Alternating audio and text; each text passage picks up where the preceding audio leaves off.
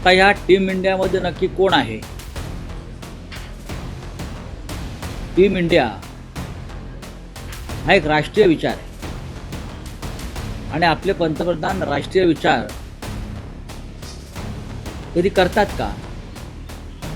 मुळात त्यांच्या पक्षामधली टीम त्यांच्याकडे नाही आहे. हम दो हमारे दो ही त्यांची टीम. ऑल पार्टी मीटिंग म्हणजे सर्व पक्षीय बैठकीलाही जे पंतप्रधान उपस्थित राहिले नाही. ऑल पार्टी मीटिंग सर्व पक्षीय बैठक इतक्या गंभीर प्रश्नावर ते टीम इंडियाच्या गोष्टी करतात. संकट काळामध्ये जेव्हा देशावर संकट येतं तेव्हा मतभेद विसरून, राजकीय मतभेद विसरून सत्ताधारी आणि विरोधी पक्ष एकत्र येतात आणि यायलाच पाहिजे. आणि देशातल्या समस्त विरोधी पक्षांनी सरकारला आश्वस्त केलेलं आहे की या संकटामध्ये आम्ही सरकारबरोबर आहोत. पण सरकारनं टीम इंडिया वगैरे ढोंग करू नयेत. हे ढोंग आहे. अनेक राष्ट्रीय प्रश्नावर, संकटावर मोदींनी विरोधी पक्षाला कधी विश्वासात घेतलं नाही. खरं म्हणजे जी परिस्थिती निर्माण झालेली आहे जगात आणि त्याचा परिणाम जो देशावर होऊ घातला आहे त्याच्यावर संसदेत चर्चा होणं गरजेचं होतं आणि त्या चर्चेला प्रधानमंत्र्याने उत्तर देणं हे टीम इंडियाच्या नेत्याचं लक्षण होतं. पण दुर्दैवाने तसं झालं नाही. तरीही प्रधानमंत्री मोदी टीम इंडिया संदर्भात गंभीर असतील तर नक्कीच या संकट काळामध्ये देशातला विरोधी पक्ष त्यांच्या बाजूने आहे अशा प्रकारची भूमिका सर्वपक्षीय बैठकीमध्ये विरोधी पक्षाने घेतलेलीच आहे. मग त्याच्यावरती तुम्ही माझ्याकडून कोणत्या उत्तराची अपेक्षा करता? मोदींनी काम पूर्ण केलं ना. ऑपरेशन सिंदूर ट्रम्पच्या सांगण्यावरून मागे केलं, बंद केलं ना. ट्रम्पनी जे जे सांगितलं ते काम मोदींनी पूर्ण केलं असं त्यांना सांगायचं असेल.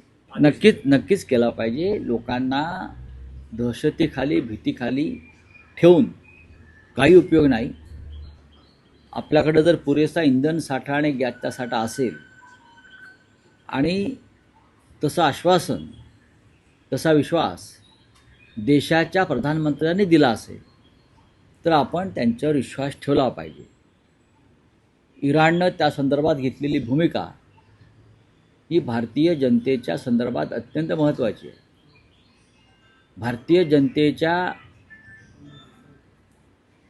भावना लक्षात घेऊन इराणनं होर्मुझ बंदरातून आपल्या गॅसचा साठा असलेल्या जहाजांना बाहेर पडण्यास परवानगी दिली. आपण पाहिलं असेल. त्याच्यामुळे भारत आणि इराण जे पूर्वपार आलेले संबंध आहेत त्याच्यामुळे भारतातला इंधन आणि गॅसचा साठा सध्या पुरेसा आहे असं चित्र दिसतं आहे. ज्या प्रकरणात त्यांचं नाव आलं ते प्रकरण अत्यंत गंभीर आहे, लाजिरवाण आहे, राज्याला कलंकित करणार आहे. पण एकट्या चाकणकरच आहेत का? नाही.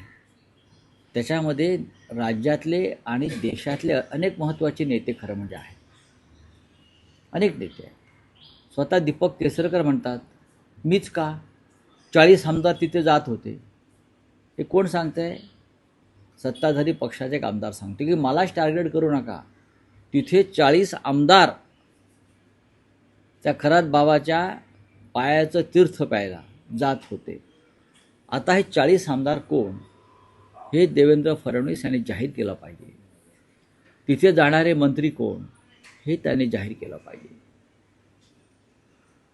खरात बाबासाठी विशेष विमानांची सोय करणारे सरकारमधले कोण लोक होते हे तुम्ही जाहीर केलं पाहिजे.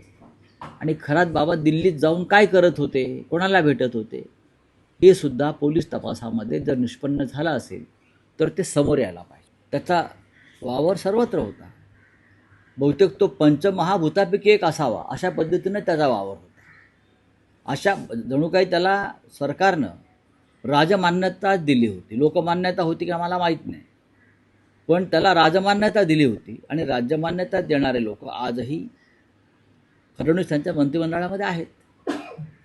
फडणवीसांनी त्याच्यावर बोलावं. ठीक आहे, एक लक्षात घ्या, प्रत्येक गोष्टीवरती उत्तर दिलं पाहिजे असं नाही.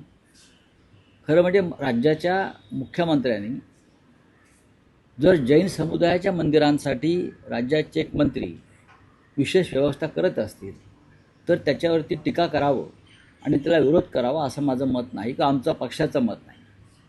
सर्व मंदिरांना, सर्व धर्मस्थळांना जर अशा प्रकारे व्यवस्था करायची असेल तर राज्याच्या मुख्यमंत्र्यांनी त्या संदर्भात विरोधी पक्षांशी सुद्धा चर्चा केली पाहिजे.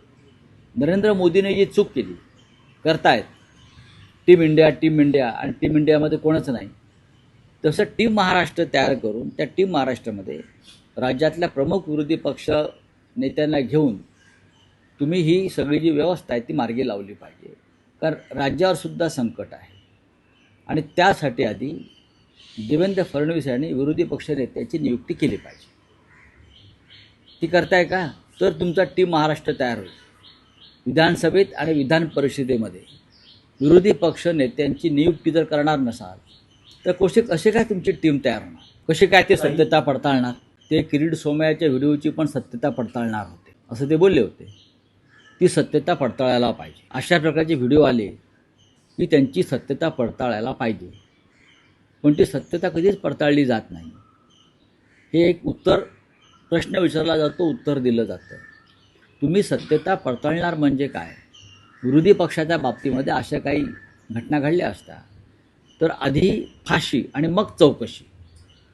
काय? आधी फाशी आणि मग चौकशी. इथे फाशीचं नावच नाही, करू चौकशी. या विषयावरती मी माननीय उद्धव ठाकरे साहेबांशी आज चर्चा करेन आणि त्या संदर्भात पक्षाची भूमिका काय आहे ती आपल्यापर्यंत येईल. बोला.